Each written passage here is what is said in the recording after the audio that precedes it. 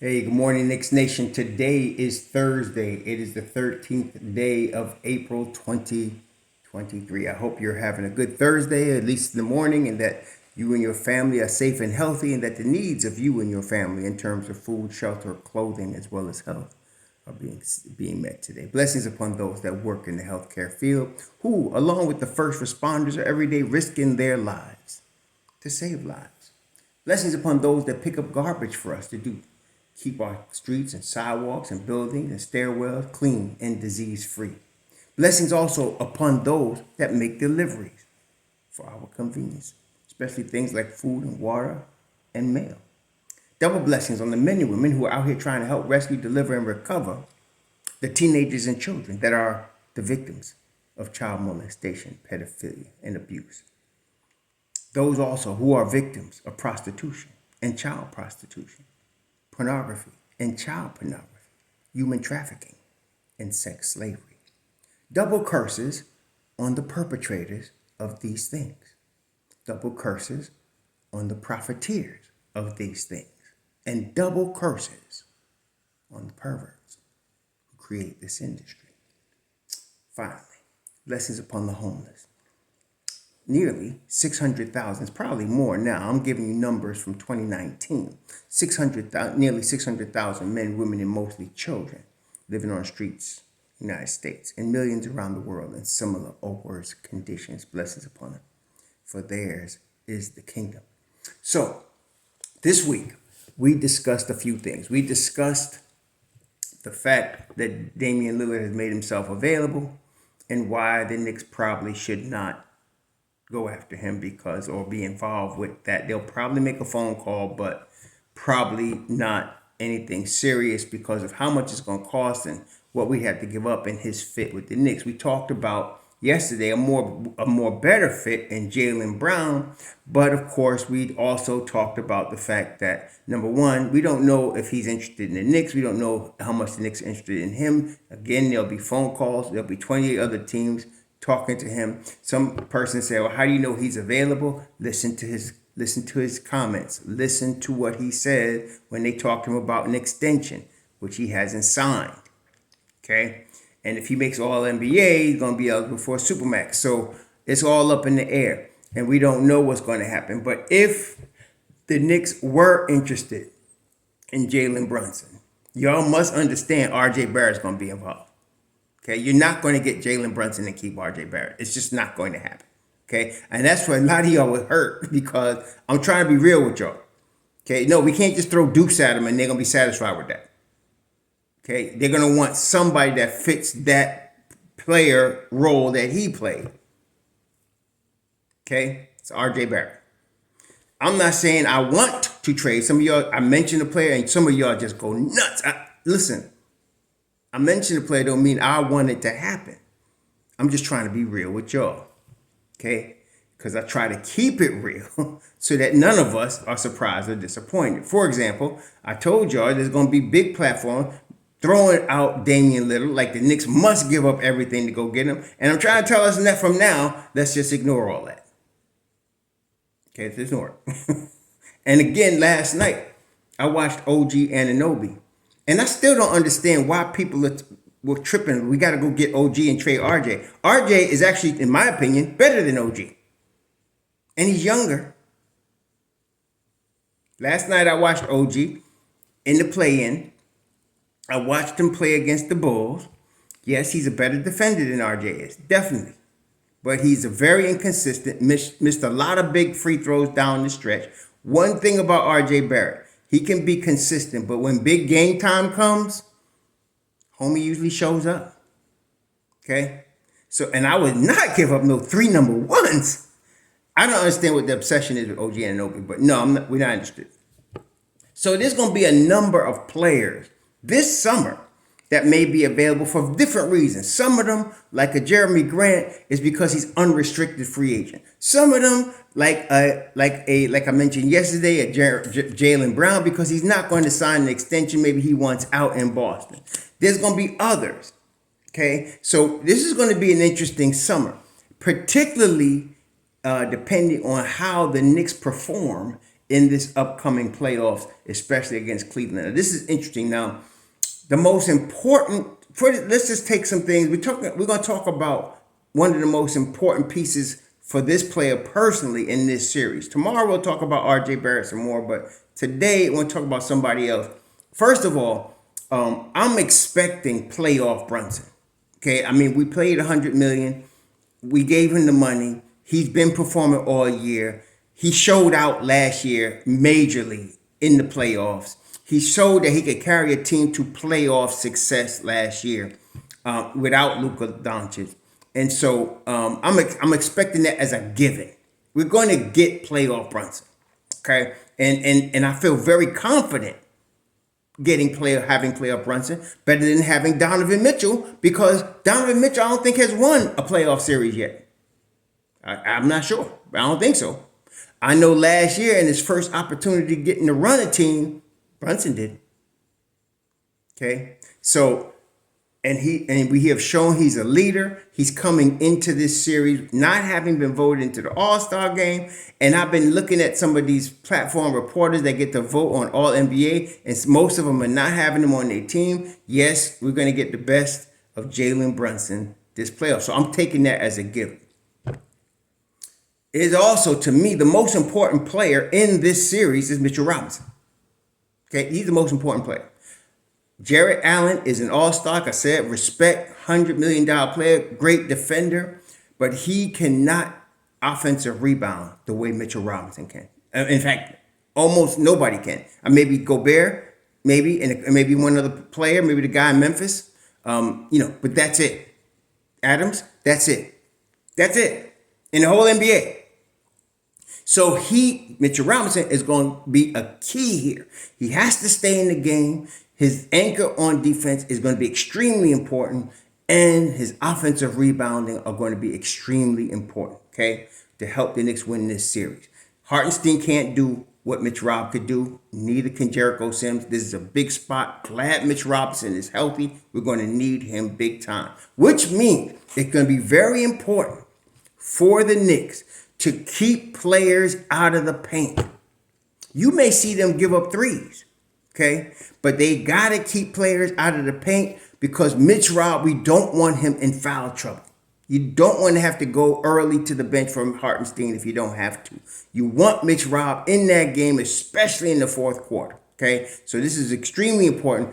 To me, this is the key to the series, Mitchell Robinson. Okay, if he's anchoring that defense, and that's why you're going to have Brunson probably guarding Okoro. You're going to probably have RJ and Grimes out front to try to protect that paint. Okay, you'll probably have RJ and Grimes guarding Garland and Donovan Mitchell. I'm not sure which one. They'll probably have Grimes on Mitchell since he's a bigger offensive threat, but they're both really good.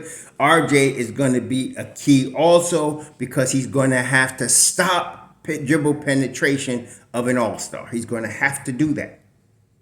Okay, so that's important here.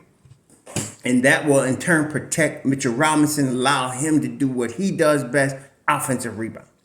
Okay, big time important in the playoffs is getting second possessions, offensive rebounding. That's why you have a guy like a Mitchell Robinson, which is why we didn't trade Mitchell Robinson when all people were calling for that, or let him walk, or any other foolishness. You need this guy for now. And I've been saying since his rookie year, this guy is a championship piece, and you want him. Okay, and we got him cheap at $60 million. So, with the new CBA coming up, we got him on a steal for real. Okay, so he's going to be most important. But the guy that's going to make himself some money this playoffs is Obi Toppin. Okay, why? Today is Thursday, as I mentioned, the 13th day of April. At this point, as I stand now, it could change. It could change.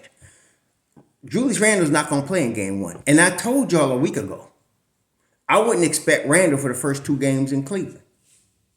And I said to y'all then, and I'm going to say now, what the Knicks would like to do is get a split in Cleveland. Okay, we can come out of Cleveland with a split. That means then the home court advantage goes to the Knicks. And then you got a chance to get Randle back for the first game at Madison Square Garden, which is going to be next week Friday. Okay, so that's really what we're dealing with here. Obi Toppin, we've been talking about this for weeks now. Some of y'all, well, the games he got in did good, don't count, and he's not that good. Some of y'all need to go root for the Nets or somebody. If you're rooting for the Knicks, you better put your hands on Obi Toppin and pray that he's ready to go, because he's going to be a key here. Cleveland cannot prepare for him. He hasn't played enough. Okay, we who watch the Knicks know what he does. Okay, Julius Randle creates mismatches because of his strength, his speed, quickness, and strength. He's a very strong, obviously, man. Obi creates mismatch because of his speed, quickness, and length. Okay, so they're going to have Evan Mobley guard Julius. Guard Julius when he's in, and guard Obi. Okay, so you're going to have Evan Mobley guard him. If you put if you get a mismatch with Darius Garland on him, they're going to lob it to Obi. They do that. They lob it to Obi. He's going to beat guys down the floor, and he's going to get quick baskets. That's going to be tough to defend. And if he's hitting his three like he's been hitting his three, we're gonna be in good shape. Okay. Now, let's say Obi plays the way he's been playing for the majority of the time. He's been starting at the end of the season. Let's say he puts up a 20-point game, 8-9 rebound game. He's gonna get 35 minutes. So or God forbid he puts up a 30-point game. And then let's say Julius comes back. Well, Obi's gonna take his spot back on the bench.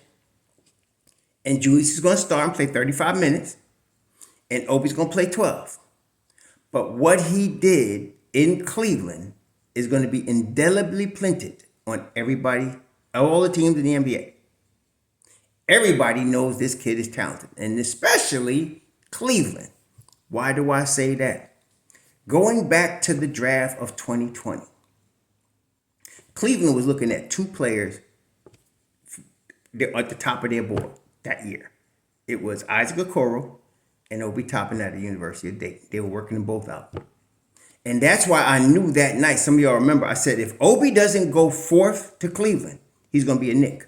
Because the in between, other than that, I kind of knew what Detroit was going to do, what Atlanta was going to do. Atlanta's going to get Okongwu. Detroit was going to get the left-handed kid from France.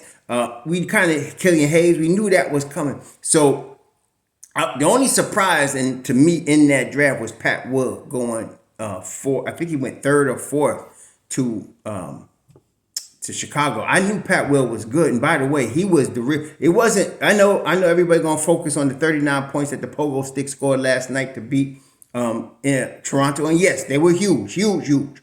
But that game turned when Pat Will started enforcing his will on defense. No pun intended. If you watch the game, him and Caruso turned the defense up, and that started everything.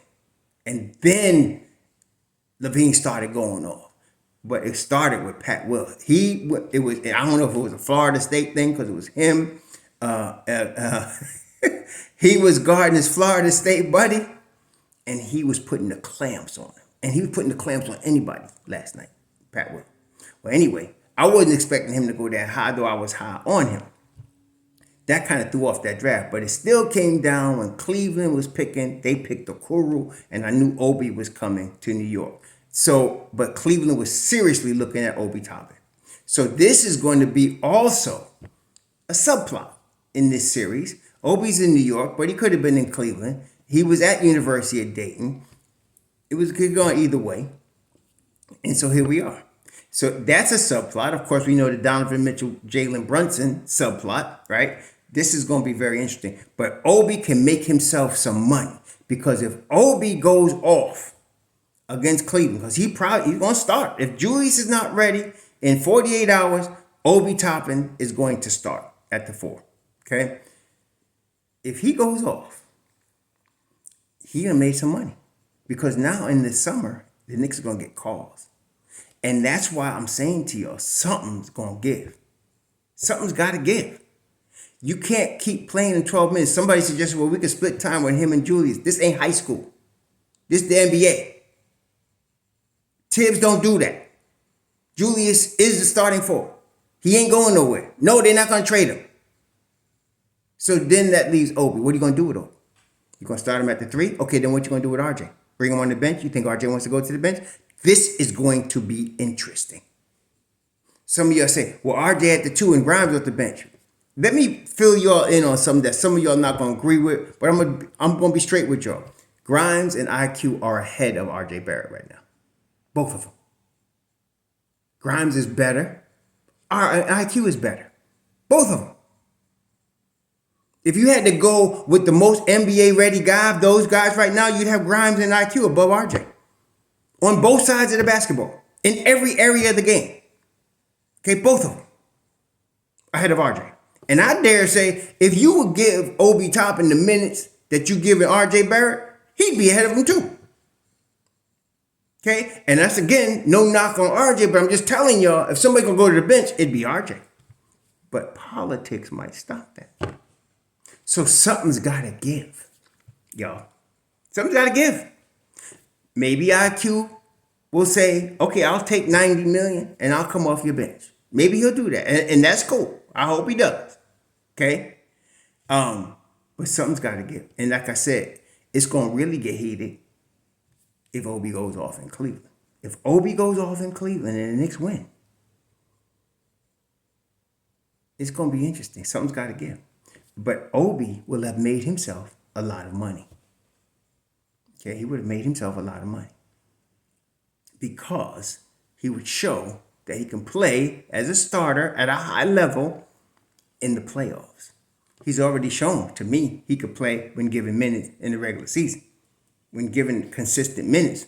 Like I said, he's already produced. He ain't got to show me nothing else.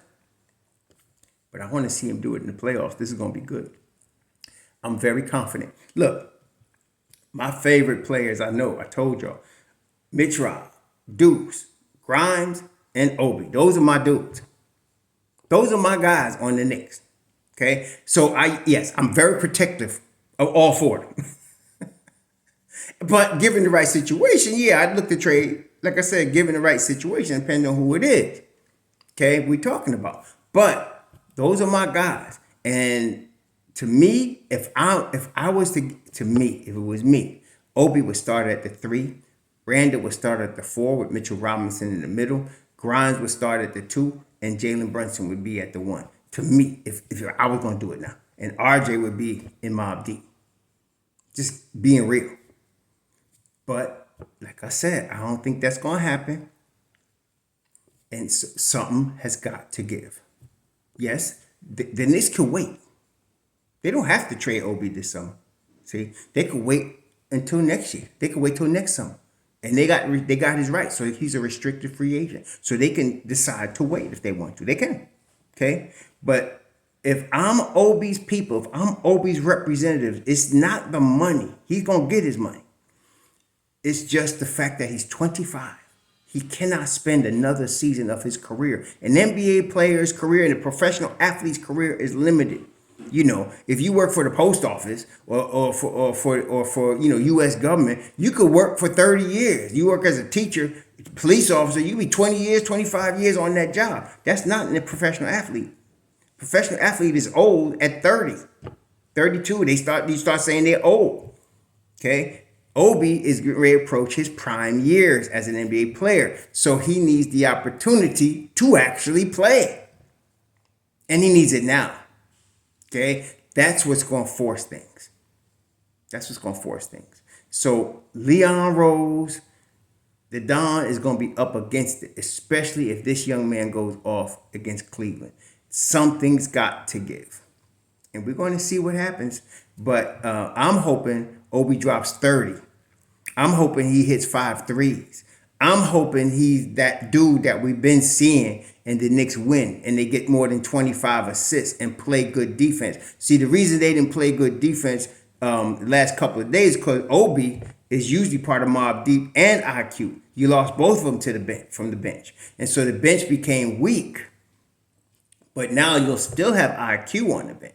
And then you're going to have, your Hartenstein, your Hart, IQ. And then, you could do Deuce or whatever. But you have a stronger bench at that point. But because IQ will be there.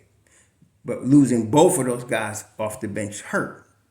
So I expect the bench to perform better even without Randle and without Obi being on it. But that's why you saw that. I'm expecting better bench work, and I'm hoping that they put Deuce McBride, if Obi starts, to that ninth man rotation because you're going to need that defense to be consistent out there.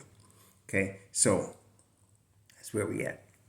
I feel like my brother Obi Toppin can make himself some money Saturday night, and I hope he does. And then the pressure on the Knicks is going to be real. But we need this win in Cleveland right now. Anyway, y'all have a good Thursday. We'll talk to y'all soon. Shalom.